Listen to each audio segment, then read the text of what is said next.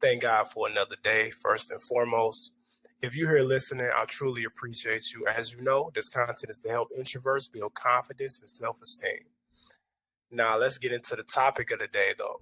I want to talk to y'all about the real secret to self-love. The real secret to self-love, especially if you're an introverted person, right? Self-love is something you have to master. Otherwise, your inner world becomes too overwhelming for you, right? It's like you got all this stuff inside you that most of the world, the outer world, don't understand. And if you don't nurture it, if you don't take care of your own garden that's inside you, it could become a problem on the outside world.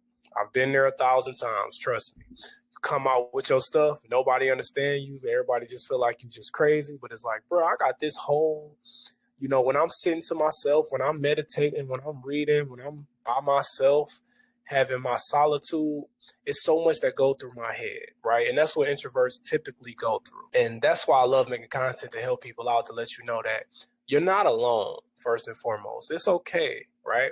That's what this podcast is for. It's to go more in depth with you, to make you feel more comfortable and more at ease. I got other videos too to help introverts.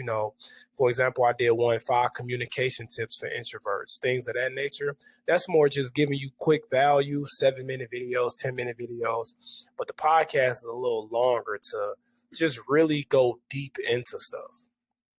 So let's get more into it. So when I'm talking about self-love, right, I'm talking about, it's a lot of ways you can think of self-love, right? You could go get a massage, that's self-love.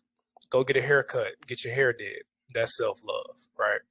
It's a lot of different aspects to self-love. But what I want to talk about is more about the mental part of it, right? Not just the physical, but like the mental part of taking care of yourself. And the ultimate key is, y'all ready for this?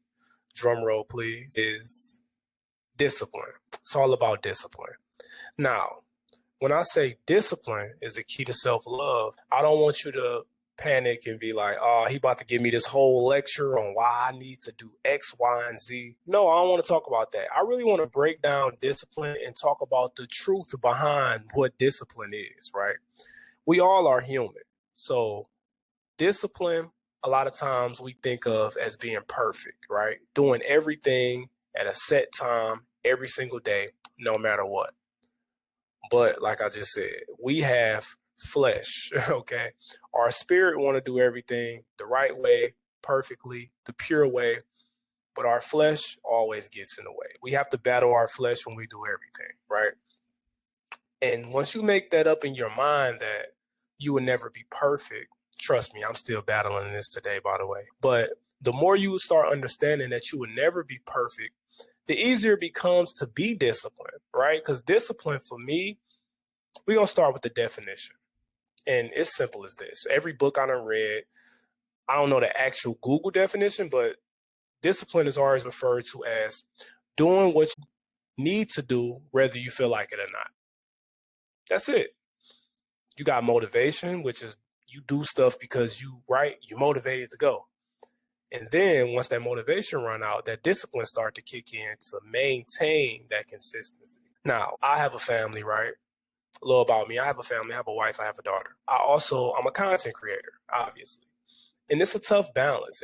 When it comes to discipline, you have to learn how to be responsible, take care of things, the outer stuff, but also how to take care of you at the same time. And that's what this podcast episode is about. Self-love, which is taking care of you, your mental stability, your physical stability, and things like that. Now, don't overthink discipline, like I said. We're going to keep it simple, doing what you need to do, whether you feel like it or not. Now, how's this linked to self-love? Well, when you wake up in the morning, you brush your teeth, right? When you wake up in the morning, you make your bed. Well, you should be making your bed. You got these daily habits that you do without really thinking about, right? That's what discipline is. Discipline is really just doing something, making it a habit in your life to where you don't have to really think about it. It's funny, right? Like right before I just did this podcast episode, I was having some technical difficulties, you feel me? And guess what? My motivation to do this video started to go down. But then I had to say, how you about to do a podcast about discipline and you're not going to discipline yourself to get the podcast episode done.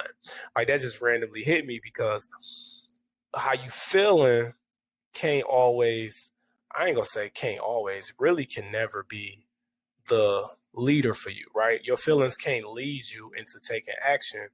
Your action need to be, it need to be something, why you need to be attached to it, your purpose, things that's strong that'll make you do it whether you feel like it or not. So let's talk about self-love though, okay? Self-love. Self-love for me is what keeps me motivated. What I mean by that is whenever I find myself falling down or getting to a point to where I lose my discipline, because I lose it a lot. I'm not here acting like I'm perfect. Why? Because I'm human. I lose my discipline. I realize that I beat myself up. I do all of this stuff. I go through my head and, you lazy, you this, you that. And then sometimes I say, you know what? Let me just do the next little habit. Let me just do something for myself. Let me just go floss my teeth. Let me do something that I might not feel like doing right now, but let me force myself to do one little act that's taking care of me. And what I would notice is that I get a little spark of motivation, right? And then that leads to the next task. Okay, let me do some push-ups, right? Let me do something, right? And that leads to the next task and the next task. And I start realizing, wow, at least for introverted souls, I feel like small acts, small little wins is what really motivates us, right? It's what really pushes us. I went to the Navy when I was 18. For those of you out there that don't know my story, when I was 18, I grew up in Detroit, Michigan. When I was 18, I decided to go to the Navy to get out of my comfort zone and just do something with my life. But I went to the Navy. And in boot camp, when we first got to boot camp, the things they kept stressing was like they was attention to detail, the little things like making your bed every day, non-negotiable. Like it's no wake up and you can just leave your bed how you want to leave it. No, not only do they want us to make our bed every day, but they had a procedure like 45-degree creases and all this other stuff, right? That I was like, is they serious? Like, what's the point of us doing this?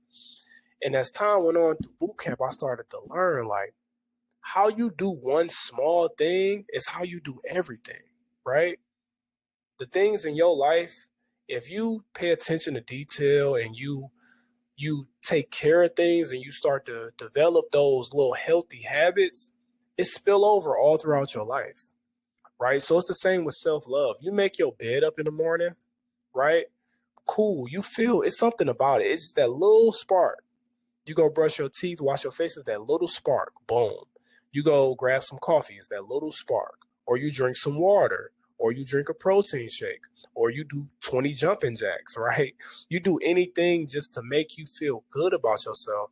And it gives you that little spark of motivation. And me, and probably if you out there listening as an introvert, you a deep thinker. We overthink a lot of stuff. We make stuff way bigger than it has to be, right?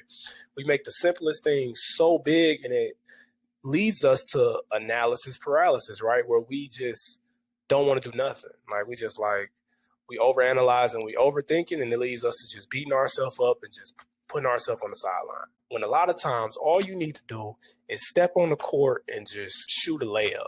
Like that's all you need to do to just get, start getting yourself back motivated. That's simple. Just one little boom. And that's what I'm learning, right? Through my day-to-day life.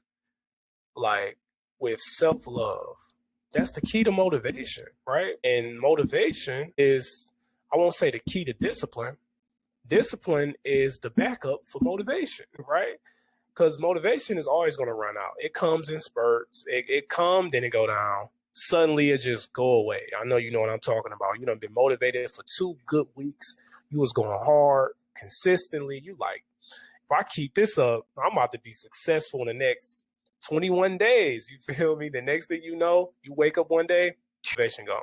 And then you like, well, I guess this means I ain't gonna do no work. I don't feel like doing it, so I ain't gonna do it. Nope. That's when that discipline got to start coming in. That discipline is, I don't feel like doing it, but this needs to get done. Why? For whatever the reason is on the other side, right? So, discipline. Discipline is big, but we're not going to overcomplicate it. If you follow me, I'm not that motivational speaker that's going to be, hey, you need to get off your butt, get up every single day at this time and all of that stuff. I'm not doing that. But what I am going to tell you is that you need daily habits in your life, daily habits that fit you. That's another thing we go wrong at. A lot of times, it's nothing wrong with mimicking other people. It's nothing wrong with seeing other people daily discipline routines and you try it out. There's nothing wrong with that. Just don't try to become nobody else. What I mean by that is, if you don't drink coffee, if you don't like coffee, don't drink coffee every morning. I drink coffee every single morning. I drink a cup of black coffee, and then I get to doing my work. I start posting my videos. You don't got to do that. You might just want to grab a protein shake, or you might want to grab a smoothie every morning, right? Or guess what? You might just want to just drink water, right? Everyone has we all have different preferences that speak to us, that touch our soul, right? I read a book every morning, and I only do 2 pages. I grab my book before I start posting while I'm making my coffee. I read a couple pages of a book. Right now I'm reading Tough Times Never Last, but Tough People Do, by the way. You should go check that out. It's an amazing book. But I do that every day. But your preference can be an audio book in the morning, right? You could just put your headphones in, sit on the couch for 10 minutes and just listen to an audio book. Get your mind right before you go out to go to work or before you just step into your day, right? So that's really, you can make discipline fun by making it tailored for what you like. You don't got to do what I do. You don't got to do what nobody else you follow do. None of the big guys, right? I follow a lot of great guys. Eric Thomas, Gary Vee, right? I listen to Eddie Pinero, right? He got amazing motivational content. And they talk about the stuff they do, how they get up early, how they go to the gym, how they run and stuff like that. And what I started doing is I started saying, okay, I like that. Let me apply that to my life. I like that. Let me apply that to my life. He get up at 4 o'clock every single day. Let me see if that's what I want to do or if that fits my schedule. Nah, I probably rather do 6 o'clock every day, right? You got to start adjusting things to you. And it makes it fun. It makes you feel like you have control, like you're not living a life that you've seen on YouTube, okay? So self-love and discipline, that's the key, that's the core foundation to everything. You got to learn to love yourself, because when you learn to love yourself, guess what? What they say, the cup rule, right? You fill up your cup, you fill up that cup and it start overflowing. You can pour into other people's cup. And I love that analogy because it's so true. A lot of times we're trying to pour into all these other outside forces from an empty cup when we don't love ourselves. So if you're listening today, I want you to comment below any self-love habits that you do have, that you do feel a sense of enjoyment with. Share it with people. Let people know. Give people ideas of things to try in their life, right? Discipline, self-love. 2 points I want to hit on before I let y'all out of here. So another little trick, I would say, not even trick, another tip to help you start practicing self-love is learning to say no to the things that you don't like. Kind of hitting on that a little bit by saying stop mimicking other people's stuff if you don't like it. But learning to say no to people and things that you don't like is a huge part of self-love, because it shows that you respect yourself and it commands other people to respect you. Like, oh, he said no because he don't like it. And that's your reason. Why don't you want to do it? I just don't want to do it.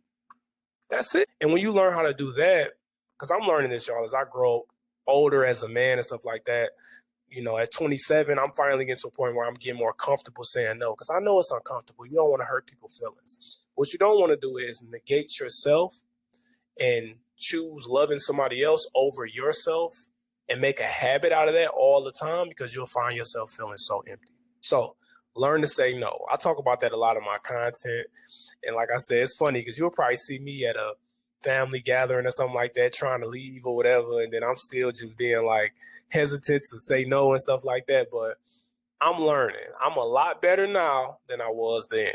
Because guess what? I started with small little tricks, small little habits. Second point I want to hit on before we get out of here: creating quiet habits. Now, this is for my introverts. Creating habits, like I talked about, reading, meditating, running. Quiet habits are solitude habits. things by yourself. You might not feel they are necessary. You might not feel like you need it. Well, if you're an introverted person, like you like to draw, you got that inner world inside you, you need to spend time there. And the only way you can spend time there is by yourself. It's very hard to find somebody that can enter your mind and enter your world. It's probably really impossible, right? But you need to spend time in your inner world and keep it alive. Keep that spark going because that's who you are. What happens is a lot of times introverts, we try to be extroverted people, right? So we start to negate our inner world and just try to live on the outside, and we find ourselves like, this ain't the same, right? I'm out here at this party, everything look nice, but this ain't as fulfilling as me just drawing. This ain't as fulfilling as me sitting down reading a book of my favorite novel or whatever it is, right? So you got to start learning to nurture yourself, right? Keep that inner world alive. I'm so glad I haven't completely lost it yet. I've almost did plenty of times. I won't lie to y'all. Been plenty of times where I was deviating from who I truly am, and God always brought me back to who I am, right? When I'm alone, when it's quiet, I hear God, I hear energy, and I just feel my spiritual side of who I am. So you out there, I want you to figure out who you truly are through quiet habits. Create quiet habits and learn to say no. The real secret to self-love, remember, is discipline. Thank y'all for watching. Thank y'all for listening.